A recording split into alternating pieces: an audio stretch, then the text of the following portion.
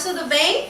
Nós hoje temos um convidado especial, que é o nosso futuro pedagogo, Emerson Rodrigues. E hoje a gente vai falar um pouco sobre a importância do lúdico para a criança.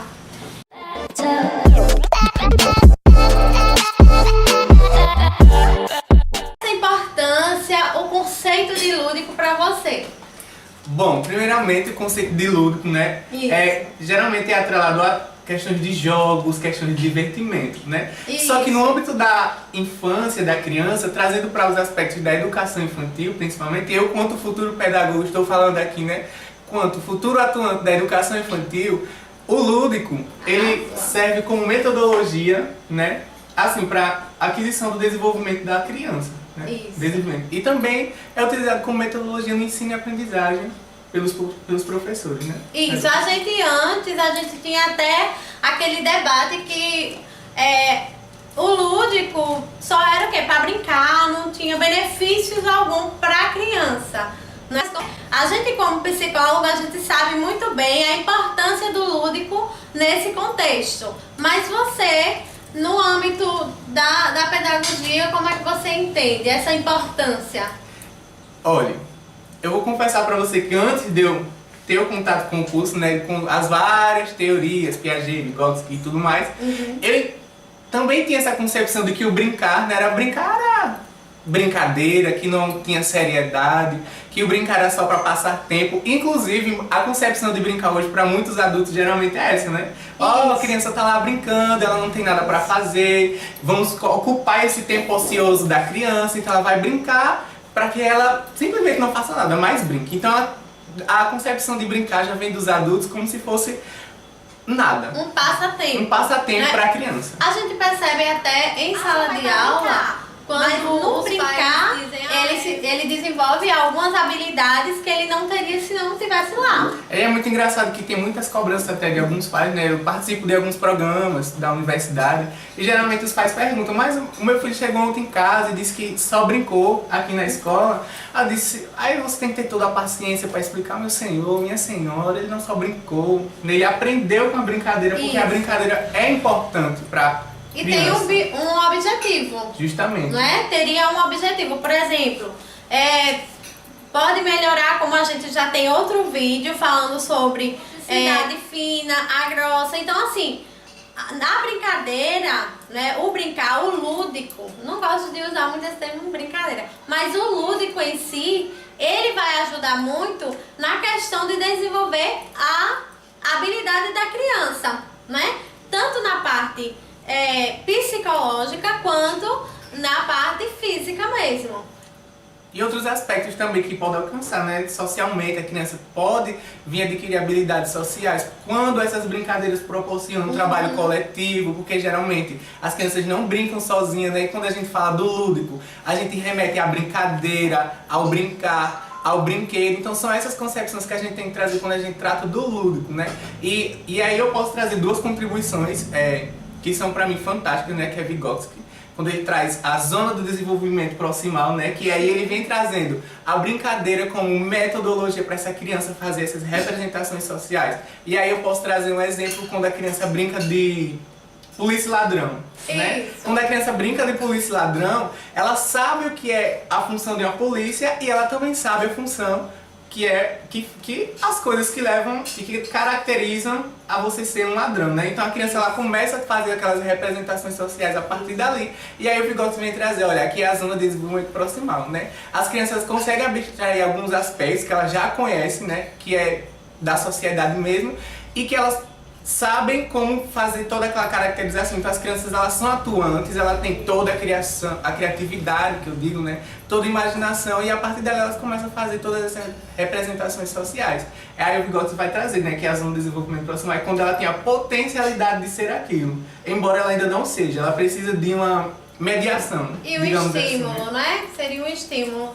No caso, na brincadeira, no ser lúdico, no trabalho lúdico, perdão, ele vai desenvolver também a questão do limite, a questão de hierarquia, dependendo do trabalho que for fazer. Então, assim, como o Emerson falou, realmente dá para trabalhar muito grupal, o trabalho em equipe.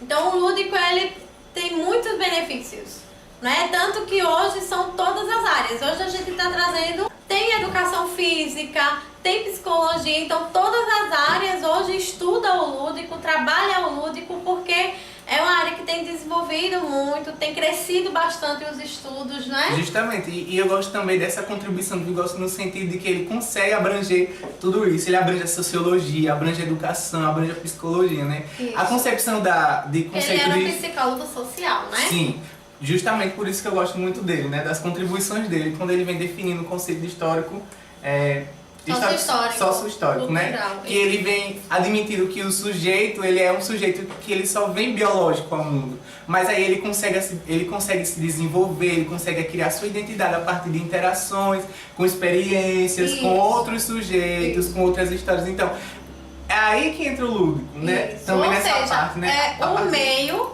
influenciando o sujeito também, né? Não é só o biológico, mas o meio ali, através da aprendizagem, influenciando o sujeito. E é importante também frisar a visão de muitos professores, né?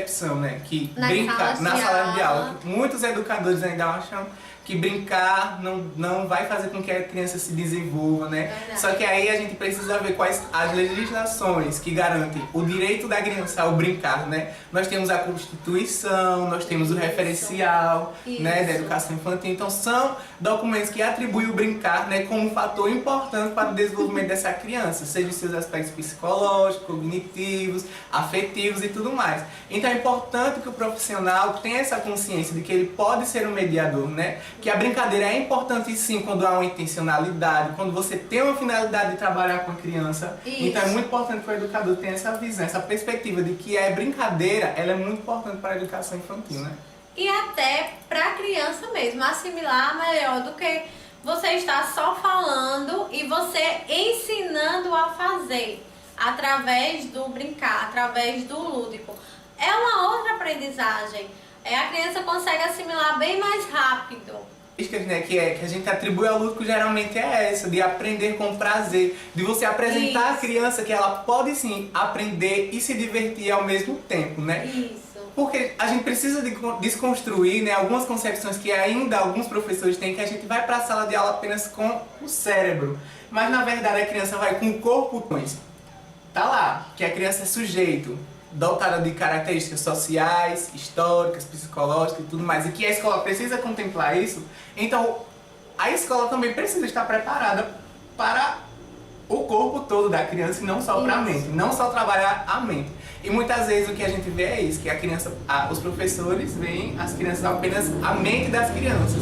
E aí querem dominar o corpo, querem dominar a fala, e aí acaba acontecendo as famosas delimitações de indisciplina na sala de aula. Isso. Né? Até por exemplo, enquanto a gente estava falando, eu estava lembrando o ensino de matemática, por exemplo.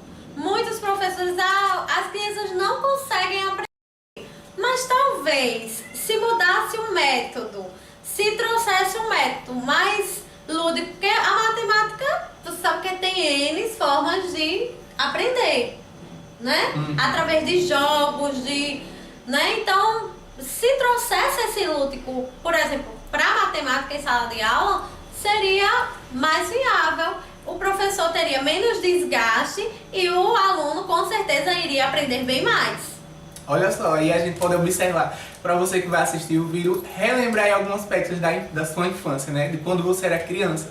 Você olhava para a sua sala de aula e via a parede da sua sala toda ilustrada. E aí, como era prazeroso você aprender. Então, a escola ela ainda não está sendo preparada para trabalhar com esses novos métodos, né? Que na verdade não são tão novos assim, mas é porque os professores ainda estão se adaptando.